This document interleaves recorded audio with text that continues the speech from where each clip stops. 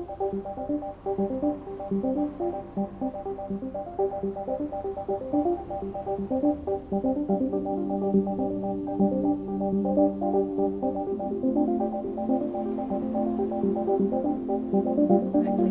parts of the documents.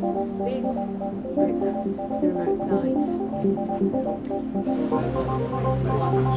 Manchester Computing is an integrated unit responsible for academic and administrative computing services at the University of Manchester and UMIST. Its staff also provide the UK higher education community with access to very high performance computers and extensive data and information services.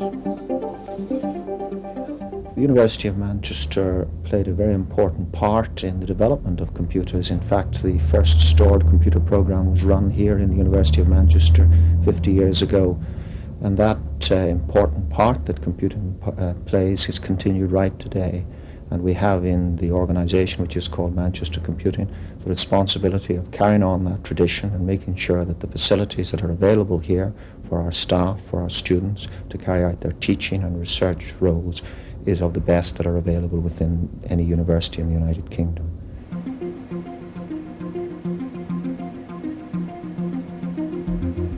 Manchester Computing is a major node on the National Supergiant Communications Network, a high-speed fibre optic network presently connecting academic establishments in the UK and ultimately European and American ones as well.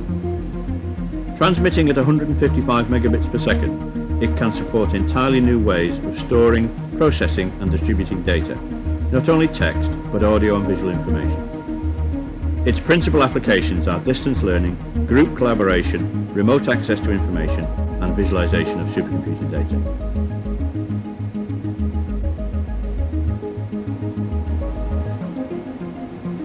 This machine is the Fujitsu VPX240, which is one of the national supercomputers. It's a vector supercomputer, which means it just has a single processor that's very highly optimized for doing floating point mathematics. It's one of the national supercomputers, which means that it's available to all scientists from within the UK. They can all apply for time on this machine.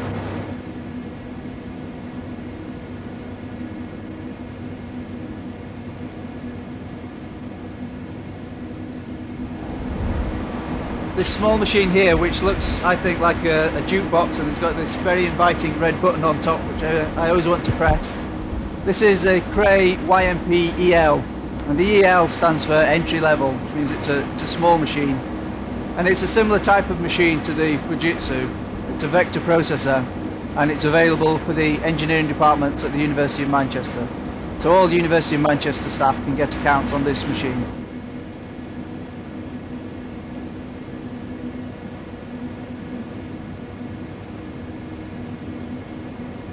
This machine is the Cray Super Server CS6400, and it's actually a parallel machine, which means it has a number of processors. In this case it has 12 superscalar Spark processors.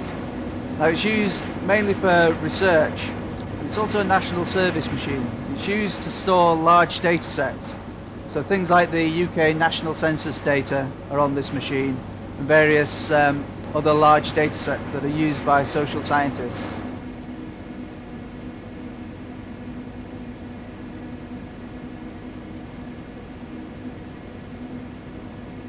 These two long columns here are two tape robots, and they're used for archiving and data storage. Each of the machines is 70 feet long and has two walls banked with data cartridges on either side of the wall. And there's a robot that runs up and down the middle of the machines, supposedly at 30 miles an hour. And that robot picks out these data cartridges and will make them available online. Over here we have a large bank of workstations. Underneath the desks there you can see a large number of workstation boxes stacked together and computer disks. This is our anonymous FTP server and our World Wide Web server. So these machines are constantly downloading files for people from remote sites, and we make that service available.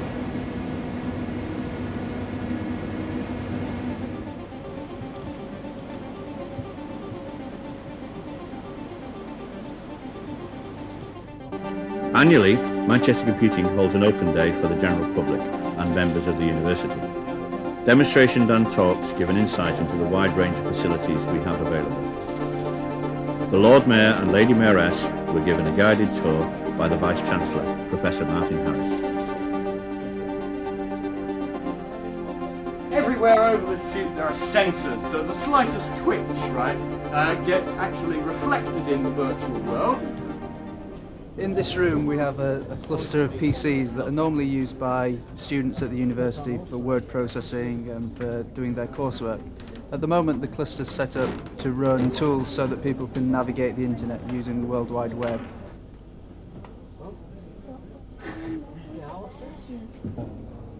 I think so. I mean, isn't that what they use when they bring child witnesses and stuff sometimes into the court? As well as providing access to the wider internet and the World Wide Web, Manchester Computing also promotes greater communication between its users with video conferencing facilities.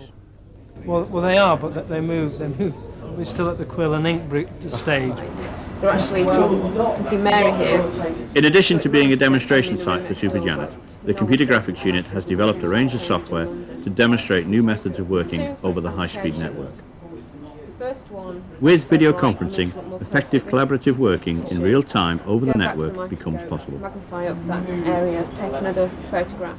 The analysis of scientific data is aided by scientific visualization.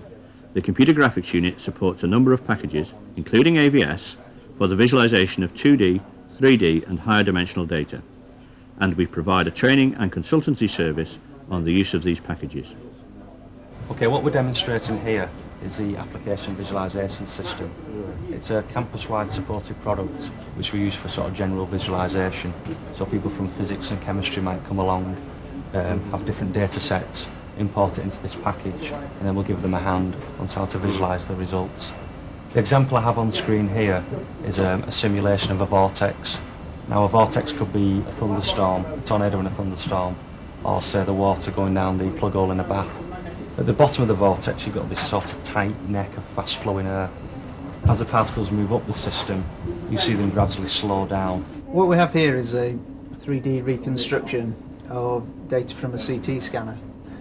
And when the scans are taken, it's taken as a sequence of slices. So here we see the individual slices being scrolled through.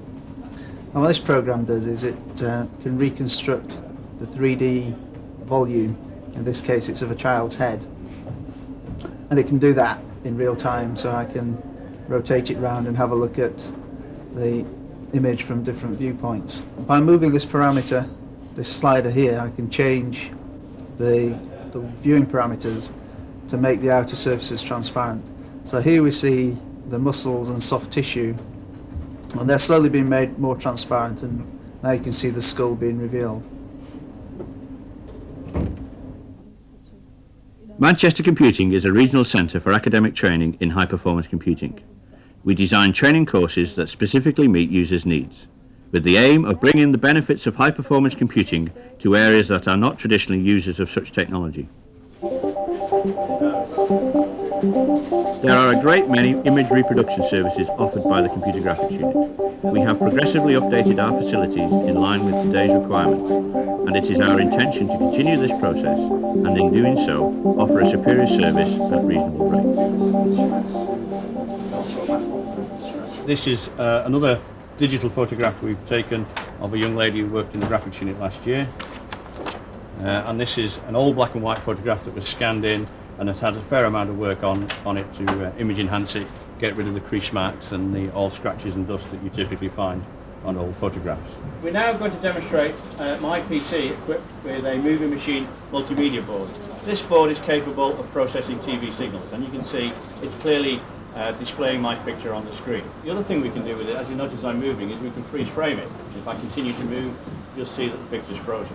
We can then digitize that picture and transfer it into our favourite editing package. It's also equipped with a TV tuner, so if you prefer, you can watch BBC One.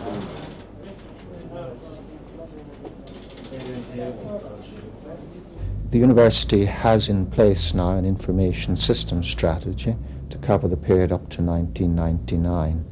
The primary aim of that is to realise that in fact computers are no longer special things. They're an everyday requirement for staff and students in all aspects of their activity. And what we, the university, proposes to do is to create the situation by providing the funding and the resources, hopefully, that will enable us to realise the opportunities that are presented to use computers in all aspects of the university's activities. For further information regarding any of the facilities mentioned, you are welcome to contact us at Manchester Computing, the University of Manchester.